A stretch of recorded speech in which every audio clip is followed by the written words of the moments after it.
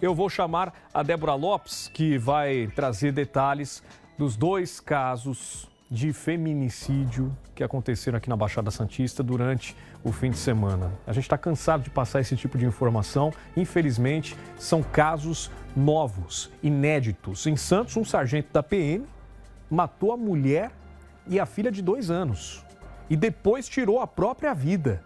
Em Mongaguá, um homem é acusado de matar a namorada. Débora, o que a gente sabe sobre esses 2 casos? Explica pra gente como que aconteceu neste fim de semana trágico aqui na Baixada.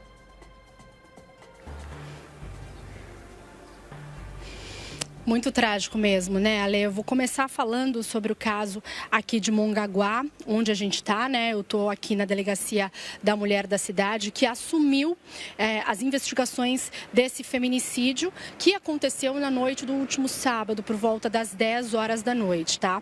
A vítima, Maria Cauane Domingos da Silva, de 22 anos, ela teria se mudado para uma casa no bairro Arredor de Campos, poucos dias antes dessa tragédia acontecer, até 2 dias antes. E o que a polícia sabe já desse caso, né? Por que o então namorado dela seria o principal suspeito desse crime? Porque no momento em que tudo aconteceu, ela não estava sozinha na casa, havia uma amiga junto com ela, né? Uma pessoa lá que presenciou o momento em que esse suspeito, que o namorado dela, de 27 anos, chegou até lá em uma moto, pediu para falar com a Maria Cauane. Em seguida, essa testemunha teria entrado ali para dentro, teria ido para dentro da casa, né, enquanto os 2 ficaram conversando. Também, de acordo com informações da polícia, né, segundo o relato dessa testemunha, na véspera os 2 já teriam discutido, porque ela teria saído com algumas amigas e ele teria ficado enciumado por conta disso, e até por esse motivo ele teria ido até a casa para conversar com ela, só que acabou atirando na cabeça da Maria Cauane, que foi encontrada já perto, ali caída da porta principal da casa, e em seguida esse suspeito, ele fugiu, deixou o local. Essa testemunha, né, que presenciou ali a chegada do namorado da Cauane, foi quem chamou a Polícia Militar e também quem chamou o SAMU. A Maria Cauane, ela foi socorrida, né, com um tiro na cabeça, foi levada para a UPA aqui de Mongaguá e em seguida transferida para o Hospital Irmã Dulce, na Praia Grande. E o que aconteceu? Imediatamente após esse crime, né, após a Polícia Militar acionar a Polícia Civil abriu inquérito sobre o caso, já rapidamente pediu a prisão. O delegado de plantão, ele pediu a prisão temporária do suspeito, né, que foi concedida pela Justiça, e no dia seguinte, no domingo, os policiais da Delegacia Sede de Mongaguá, então, foram atrás dele e ele foi localizado nas imediações do Hospital Irmã Dulce, em Praia Grande, onde a vítima até então estava internada. Esse homem de 27 anos, o namorado, ele foi preso, então, né? Ele foi trazido aqui para a Delegacia Sede de Mongaguá. Segundo a polícia, inicialmente ele negou o crime, depois apresentou várias versões, né, cheias de incongruências, né, versões que não batiam, até que momentos antes dele ser encaminhado para a cadeia de Peruíbe, ele, então, segundo a polícia, teria confessado parcialmente, né, a participação dele nesse crime. O que ele alega, tá? Isso de acordo com a versão dele, que ele teria pago R$10 mil para um homem chamado Wellington, que seria morador aqui de Mongaguá, matar a Maria Cauane, namorada dele. Por quê? Qual seria, segundo ele, o motivo aí, né, para ele encomendar esse crime? Porque ele estaria cansado de sofrer traições, uma vez que, mesmo estando junto com ele, a Maria Cauane levaria, né, uma vida de garota de programa. E que por isso, então, ele teria pago essa quantia a esse homem de nome Wellington, teria inclusive emprestado a moto dele, né, para esse sujeito ir então até a casa e praticar o crime. É uma versão, é claro, que para a polícia não tem credibilidade nenhuma, até porque havia, né, uma testemunha, né, que viu o momento em que ele chegou ali na casa, pediu, né, para conversar com a Maria Cauane antes dela ser encontrada morta. Esse suspeito está na cadeia pública de Peruíbe, ele vai passar por uma audiência de custódia agora no início da tarde, e uma informação que chama bastante atenção, que foi confirmada pela polícia, é que ele já tem passagens anteriores por agressões, né, por lesões corporais registradas por 2 vítimas diferentes, crimes decorrentes da Lei Maria da Penha. Esses BOs foram registrados na delegacia de Peruíbe, né? O que confirma aí mais uma evidência forte, né? Contra ele, de que ele tem esse perfil realmente, né? Um perfil de agressor. Agora, a Maria Cauane, infelizmente, ela não resistiu a esse disparo na cabeça e ela morreu, né? Ontem mesmo, no domingo, lá no Hospital Irmandúcio. O corpo dela foi levado para o IML de Praia Grande. A gente passou por lá agora de manhã. O corpo dela ainda ia passar por exames necroscópicos para depois, então, ser liberado para a família. A investigação desse caso, né, que foi registrado como tentativa de feminicídio e agora se confirmou como feminicídio, ela veio aqui para a Delegacia da Mulher de Mongaguá. A delegada agora, a doutora Isabela Coelho, assumiu então as investigações e estão sendo feitas diligências no sentido de esclarecer todas as circunstâncias desse crime, né, e possíveis motivações. Agora, o outro crime, né, que aconteceu também nesse fim de semana, dessa vez em Santos, foi na madrugada de domingo, por volta das 4 horas da manhã, né? A polícia militar, ela foi acionada até uma casa no Morro da Nova Sintra e quando os policiais chegaram lá, eles então encontraram uma família morta, né? Que foi já com marcas de disparos de arma de fogo.